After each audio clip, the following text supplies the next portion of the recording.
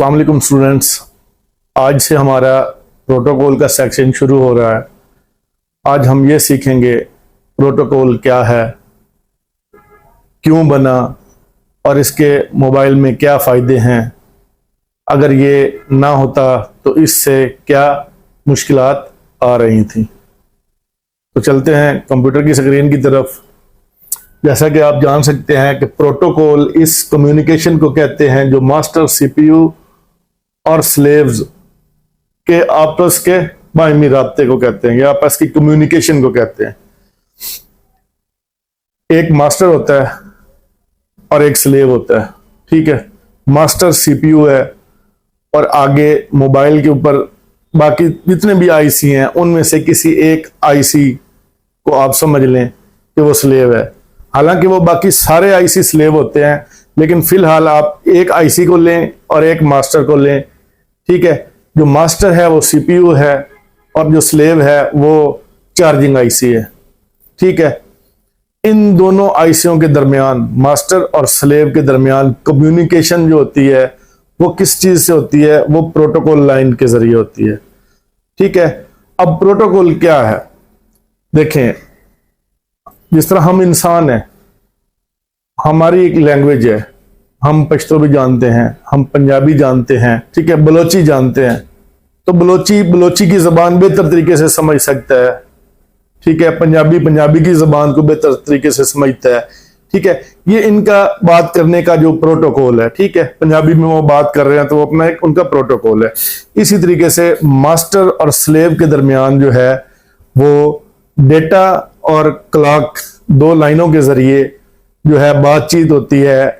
Data लिया जाता है, डाटा दिया जाता है और इस डाटा के लेन देन को और इसकी टाइमलाइन को मैनेज किया जाता है और इसको कहा जाता है प्रोटोकॉल, ठीक है। अब ये सीखेंगे कि प्रोटोकॉल क्यों इजाद किया गया, इसकी क्या जरूरत होती है और प्रोटोकॉल कितनी किस्म के होते हैं। प्रोटोकॉल इजाद करने की जो बड़ी वजह यह है कि पहले के जो मदरबोर्ड थे या पुरानी डिवाइसेस थी, उनके अंदर मास्टर को अपने स्लेव के साथ कम्युनिकेशन करने के लिए बहुत सारी लाइनों की जरूरत पड़ती थी, ठीक है। अब एक मास्टर है, उसने आगे मल्टीपल स्लेव के साथ बात करनी है, तो इतनी ज्यादा लाइनें और लाइनें ज्यादा होने की वजह से क्या होता था, कम्युनिकेशन स्लो होती थी, ठीक है। और उसके लिए जो बैटरी का बैकअप है वो भी ज्यादा खर्च होता था, ठीक है। अब जितनी लाइनें ज्यादा होंगी उतना डाटा ट्रैवल करेगा और रेजिस्टेंस पैदा होगी, और रेजिस्टेंस पैदा होगी तो जाहिर सी बात है हीट पैदा होगी। इससे मदरबोर्ड जो है वो हीट भी होते थे, बैटरी का टाइम कम हो गया, मदरबोर्ड में शॉर्टेज बढ़ने का खतरा ज्यादा हुआ, क्योंकि ज्यादा सर्किट होंगे तो ज्यादा शॉर्टिंग होने का खतरा है। तो इन सारी वजूहात को देखते हुए जो है प्रोटोकॉल को इजाद किया गया। अब देखें, अब एक मास्टर ने अगर 8 स्लेव के साथ बातचीत करनी है और 8 स्लेव के साथ अगर उनको जो है 2-2 या 3-3 या 4-4 लाइनें डालनी पड़े तो इतनी ज्यादा लाइनें हो जाएंगी, ठीक है। क्या होगा कि लाइनों के अंदर डाटा चलने की जो स्पीड है वो भी स्लो हो जाएगी, मोबाइल की ओवरऑल परफॉर्मेंस स्लो रहेगी, वर्किंग स्लो हो जाएगी। इस वजह से प्रोटोकॉल को बनाया गया ताकि ये सारे काम आसान हों, कम खर्च में और सही तरीके से, ये ज्यादा बेहतर अंदाज में जो है ना इसको परफॉर्म किया जा सके। मास्टर जो होता है ना वो कमांड सेंड करता है, याद रखना है। मास्टर हमेशा वो होगा जो कमांड सेंड करेगा और स्लेव्स वो होंगे जो कमांड रिसीव करेंगे। जिस तरीके से सीपीयू है तो ये मास्टर है, charging IC, graphic IC, light IC, उसके अलावा ब्लूटूथ वाईफाई आईसी, आरएफआईसी और मुख्तलिफ जितने भी सेंसर्स और ईएमएमसी, पावर आईसी, ये सारे आईसी जितने भी हैं, रैम है, ये क्या है? स्लेव्स हैं, ठीक है। अब हम ये जानते हैं कि प्रोटोकॉल कब स्टार्ट होता है, ठीक है। यह प्रोटोकॉल कैसे काम करता है? जैसे ही हम मोबाइल का पावर बटन प्रेस करते हैं, ठीक है, और मोबाइल जो है ऑन होना शुरू होता है, ठीक है, तो क्या होता है, ये प्रोटोकॉल अपनी वर्किंग में शुरू हो जाते हैं, ठीक है। अच्छा, अब जब फोन ऑन हो रहा है फर्स्ट बूटिंग के दौरान है तो जो मास्टर है, जो सीपीयू है, वो क्या करेगा, अपने हर उस आईसी को चेक करेगा। ठीक है, कैमरा है, टच है, ऑडियो सेक्शन, नेटवर्क सेक्शन, ठीक है, ईएमएमसी, रैम, जितने भी इसके स्लेव्स हैं इन सबको ये एक दफा कमांड सेंड करके चेक करेगा कि क्या किसी भी मेरे स्लेव के अंदर कोई प्रॉब्लम तो नहीं है। अगर किसी जगह पर इसको कोई प्रॉब्लम नजर आती है, कोई शॉर्टिंग नजर आती है, या उसके वर्किंग में कोई ना कोई इसको इशू नजर आता है, तो ये क्या करेगा कि ये सेकंड बूट में जब सॉफ्टवेयर चेकिंग होगी उस दौरान सॉफ्टवेयर की कोडिंग के मुताबिक, क्योंकि ये सारा चीज डिजाइन किया जाता है सॉफ्टवेयर के अंदर, कि सॉफ्टवेयर ये बोलेगा ना कि हाँ अगर आपके फोन का टच खराब है या टच शॉर्ट है तो आपने फोन को लोगों से आगे ही नहीं जाने देना, इसको बूट नहीं करने देना।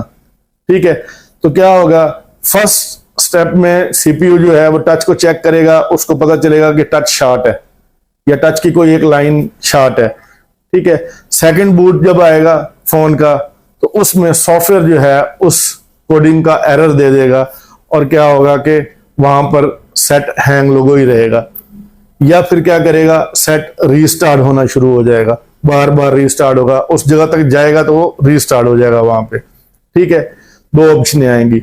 इसी तरीके से अगर मोबाइल के किसी और आईसी में मसला होगा तो फर्स्ट बूट के अंदर सीपीयू उसको चेक करेगा और उसको चेक करके वो देखेगा कि इसमें क्या प्रॉब्लम है, और अगर उसको किसी आईसी में कोई भी प्रॉब्लम नजर आ जाती है तो सॉफ्टवेयर की कोडिंग के मुताबिक वो उसको ऑन नहीं होने देगा सेट को। ठीक है, वो बूटिंग बार बार बूटिंग करेगा लेकिन प्रॉपर से क्या होगा, ऑन नहीं हो पाएगा, क्योंकि उसके स्लेव के कम्युनिकेशन के दौरान उसने ये चेक किया कि मेरे किसी स्लेव में प्रॉब्लम है। ठीक है, अब यहां पर जो दूसरी ऑप्शन आती है वो ये आती है कि कुछ मोबाइल का सॉफ्टवेयर इस हिसाब से डिजाइन किया जाता है कि अगर कोई छोटी मोटी प्रॉब्लम अगर स्लेव किसी में हो भी तो सीपीयू उसको इग्नोर करके आगे निकल जाए और सेट को ऑन कर दे, और बाद जब सेट ऑन हो जाता है तो उसके बाद आप उस एरिया को चेक करते हैं तो फिर वो एरिया काम नहीं करता। मिसाल के तौर पे एक कैमरा है, अगर कैमरे में कोई प्रॉब्लम आ जाती है तो, और सॉफ्टवेयर ये डिजाइन कर चुका है कि इसमें कैमरे पे सेट को लोगों पे रोकना नहीं है, सेट को ऑन करवा देना है, तो सेट तो ऑन हो जाएगा लेकिन जब आप कैमरा खोलेंगे तो वो कैमरा काम नहीं करेगा। ठीक है, ये चीज आपको समझ आ गई होगी कि जो हमारा प्रोटोकॉल है ये मोबाइल में क्या वर्किंग करवाता है। अच्छा, अब हम ये जानेंगे कि प्रोटोकॉल जो है वो होते कितनी किस्म के हैं। मोबाइल के अंदर प्रोटोकॉल कितनी किस्म के होते हैं। ठीक है, मोबाइल में टोटल 10 या 10 से भी ज्यादा प्रोटोकॉल हो सकते हैं, जितने हमारे नॉलेज में हैं या हमें अपने टीचर्स से पढ़ने को सुनने को मिला है उसके मुताबिक I2C, I2S, SPI, RFFE, UART, USB, MIPI, QLink, SPMI और NFC। ठीक है, ये 10 किस्म के प्रोटोकॉल जो हैं वो हमें मोबाइल के अंदर या मोबाइल रिपेयरिंग के दौरान सीखने को, पढ़ने को और देखने को मिलते हैं। ठीक है, हम इन तमाम जितने भी ये प्रोटोकॉल हैं इन सब के बारे में एक एक वीडियो बनाएंगे और हर प्रोटोकॉल का अपना एक अलग सेपरेट लेक्चर होगा। ठीक है, तो हम नंबर्स के हिसाब से ही शुरू कर देते हैं। फर्स्ट पे हमारा I2C प्रोटोकॉल है, तो आज हम I2C प्रोटोकॉल के बारे में सीखेंगे कि I2C प्रोटोकॉल क्या है। ठीक है, I2C प्रोटोकॉल के दो नाम हैं, एक इसका ओरिजिनल नाम है और एक इसका निकनेम है। जिस तरह हम सब का कोई ना कोई निकनेम होता है, I2C इसका निकनेम है, लेकिन इसका जो ओरिजिनल नाम है वो IIC है। ठीक है, आप देख सकते हैं स्क्रीन के ऊपर ये IIC, इसका क्या मतलब है और ये किस जुमले का मुखफ़फ़ है। ठीक है, अच्छा, I2C का मतलब है इंटरग्रेटेड सर्किट। ठीक है, इंटरग्रेटेड सर्किट, इस वजह से 2 I और 1 C लिखा जाता है ये इसका ओरिजिनल नाम है और इसको जो निक नेम दिया गया है वो है I2C। अच्छा, उसके बाद इस प्रोटोकॉल में दो लाइनें होती हैं, डेटा और क्लॉक। ठीक है, जब भी सिंगल मास्टर और सिंगल स्लेव होगा तो हम उसकी जो कम्युनिकेशन होगी, अगर I2C प्रोटोकॉल है तो वो क्या होगा, डेटा और क्लॉक। ठीक है। अच्छा, अगर एक मास्टर और स्लेव मल्टीपल होंगे तो डेटा और क्लॉक की लाइन को SCL और SDA बोला जाएगा। अब यहां पर देखने समझने वाली जो बात है वो ये है, अगर एक मास्टर है और एक ही स्लेव है तो इन दोनों के दरमियान जो कम्युनिकेशन होगी ना वो दो लाइनों से होगी। एक लाइन का नाम होगा डेटा और दूसरी लाइन का नाम होगा क्लॉक। ठीक है। अब तस्वीर के दूसरे रुख पे जाते हैं और इसकी अगली ऑप्शन देखते हैं। अगर मोबाइल में एक मास्टर, एक CPU और मल्टीपल स्लेव्स 5, 4, 6, 8 दूसरे IC होंगे और इनके दरमियान कम्युनिकेशन होगी तो क्या होगा कि इनके दरमियान भी उन्हीं दो लाइनों से कम्युनिकेशन होगी, डेटा और क्लॉक। लेकिन यहां पर सिर्फ एक फर्क वाज़ेह होगा कि यहां पर सीरियल डेटा और सीरियल क्लॉक के जरिए कम्युनिकेशन होगी। क्योंकि यहां पर मल्टीपल स्लेव्स आ गए हैं, इस वजह से अब हमें सीरियल कम्युनिकेशन करनी होगी। तो सिंगल डाटा और क्लॉक नहीं यहां पर काउंट होगा, यहां पर सीरियल डाटा और सीरियल क्लॉक जो है वो लाइनें होंगी। ठीक है। अब हम आगे चलते हैं। इन दो लाइनों में एक जैसी जो है ना वो GR रीडिंग आएगी। ठीक है। आप अगर इन दोनों लाइनों को चेक करते हैं ना, डाटा और क्लॉक या SCL और SDA, इन दोनों लाइनों के ऊपर अगर आप मल्टीमीटर को कूल टेस्टिंग मोड में रख के GR चेक करेंगे तो यहां पर 300 से लेकर 800 के दरमियान GR आएगी और दोनों लाइनों की जो GR है वो सेम होगी। ठीक है। अच्छा, उसके बाद इनमें वोल्टेज की बात कर लेते हैं कि ये जो दो लाइनें हैं इनमें क्या कोई वोल्टेज भी होता है। अच्छा, यहां पर भी दो कंडीशंस होती हैं। अगर इन दोनों लाइनों को पुल अप किया जाए, अगर इन दोनों लाइनों को पुल अप किया जाए तो इनमें 1.8 वोल्टेज मिलते हैं और अगर इनको पुल अप नहीं किया गया तो यहां पर फ्रीक्वेंसी के हिसाब से वोल्टेज देखे जा सकते हैं। अब अगली बात हम सीखते हैं कि इस प्रोटोकॉल की जो सबसे बड़ी खूबी क्या है। इस प्रोटोकॉल की जो सबसे बड़ी खूबी है वो ये है कि जब CPU किसी खास IC को कोई कमांड या पैगाम भेजना चाहता है तो वो इस IC के एक मखसूस एड्रेस के जरिए उस IC को कमांड सेंड कर सकता है। ठीक है। आगे मैं आपको चल के डायग्राम में तस्वीरों के जरिए ये चीजें सिखाता हूं ताकि आपको ये सारी चीजें आपके ज़हन में बैठ जाएं और आपको I2C प्रोटोकॉल जो है उसकी बेहतर अंदाज में समझ आए। अच्छा, यहां पर जो हमने डायग्राम बनाई है इसमें एक मास्टर है, एक स्लेव है। ये एक कोई भी एक IC इसको आप ले सकते हैं। आप इसको जो है चार्जिंग IC ले लें, आप इसको वाईफाई IC ले लें, इसको RF IC ले लें, इसको लाइट IC ले लें, आप इसको जो है ग्राफिक IC ले लें। ठीक है। इनमें से किसी एक का कोई भी नाम आप अपनी मर्जी से दे सकते हैं जब ये सिंगल होगा। तो मैं सिर्फ आपको ये समझाना चाहता हूं कि सिंगल मास्टर और सिंगल स्लेव के दरमियान कम्युनिकेशन हो रही है। ठीक है। ये क्लॉक की लाइन मास्टर और स्लेव के दरमियान जा रही है और डाटा की लाइन भी मास्टर और स्लेव के दरमियान दोनों सिरों से टच है। ठीक है। मतलब कि सिरा A और सिरा B अपने अपने मास्टर और स्लेव के साथ टच है। अच्छा, यहां पर ये जो डाटा है ये देख रहे हैं, इसके लिए मैंने दो तीरों का रुख किया है और क्लॉक के लिए सिर्फ सिंगल साइड पे हमने तीर का रुख किया है। इसकी क्या वजह है? जो क्लॉक है ये एक फ्रीक्वेंसी होती है और ये सिर्फ मास्टर से स्लेव की तरफ जाती है, लेकिन जो डाटा होता है ये मास्टर से स्लेव की तरफ भी जाता है और स्लेव से वापस मास्टर की तरफ भी जाता है। इसी चीज को समझने के लिए मैं आपको अगले डायग्राम पे लेके चलता हूं। जब I2C प्रोटोकॉल स्टार्ट लेता है ना, हम पावर बटन प्रेस करते हैं, ठीक है, तो क्या होता है, ये देखें यहां पर जो मास्टर है ना, ये जो अपनी डाटा की लाइन है इसको क्या करता है, वो 1 बिट डाउन करता है, ठीक है। और डाउन करने के बाद ये जितने भी हमारे आईसी हैं इन सबको भेज देता है।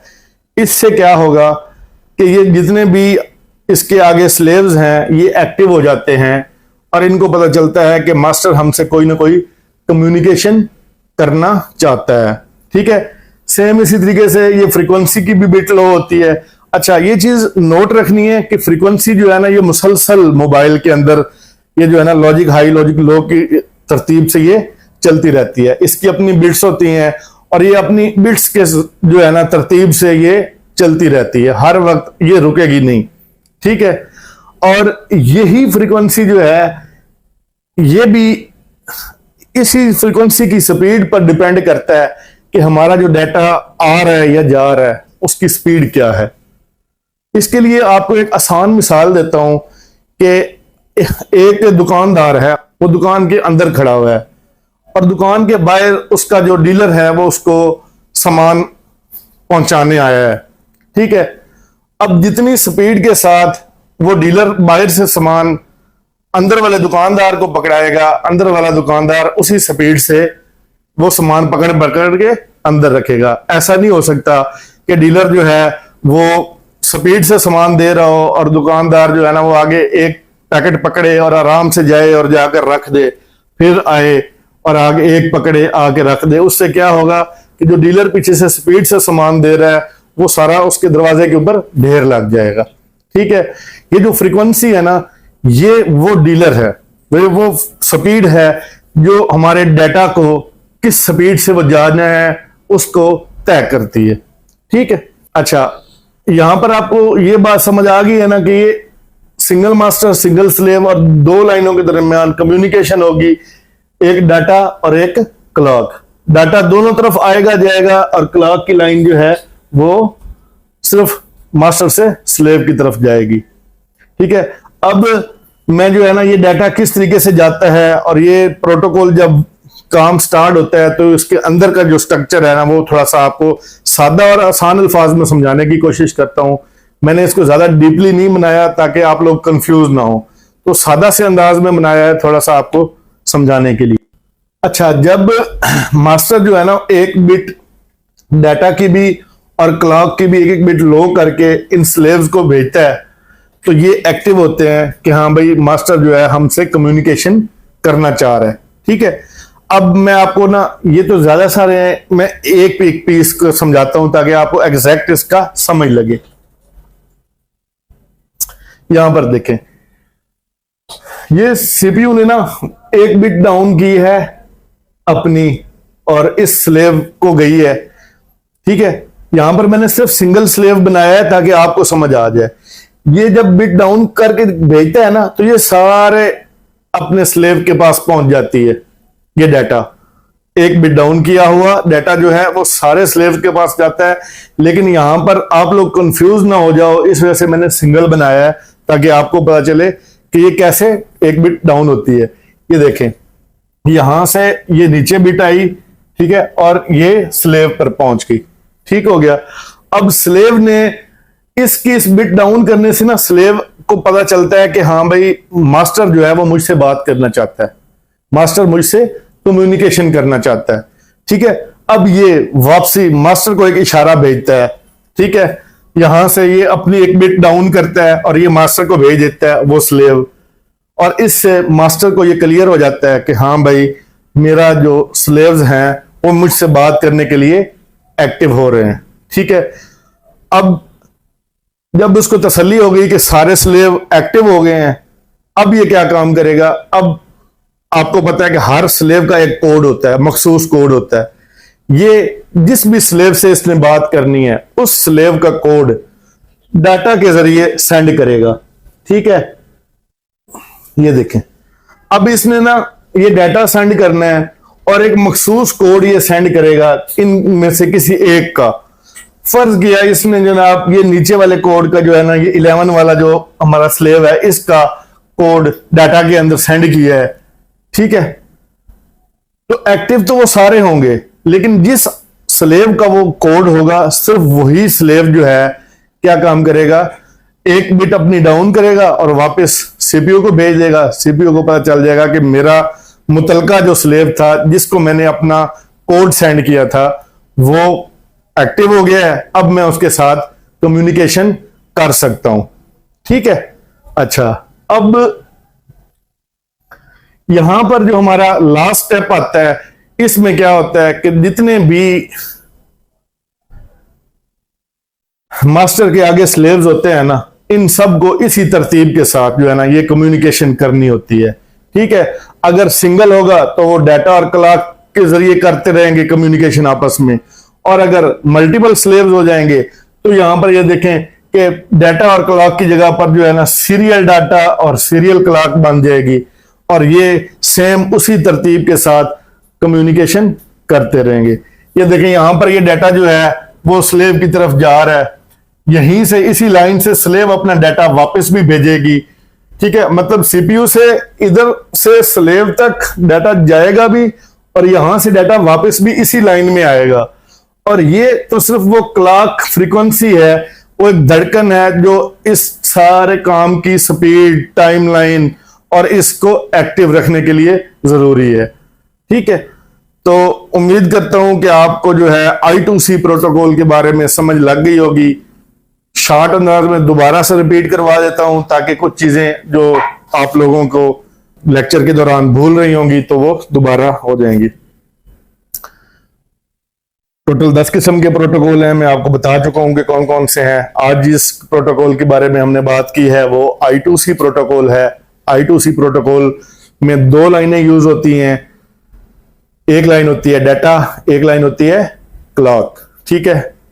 इसमें एक मास्टर और एक स्लेव भी हो सकता है, एक मास्टर और मल्टीपल स्लेव भी हो सकते हैं, और मल्टीपल मास्टर और मल्टीपल स्लेव भी हो सकते हैं। ठीक है। अच्छा, अब सिंगल मास्टर और सिंगल स्लेव होगा तो डाटा और क्लॉक होगी, और अगर मल्टीपल मास्टर और मल्टीपल स्लेव्स होंगे तो यहां पर क्या होगा कि सीरियल डाटा और सीरियल क्लॉक की लाइन ऐड होगी। ठीक है।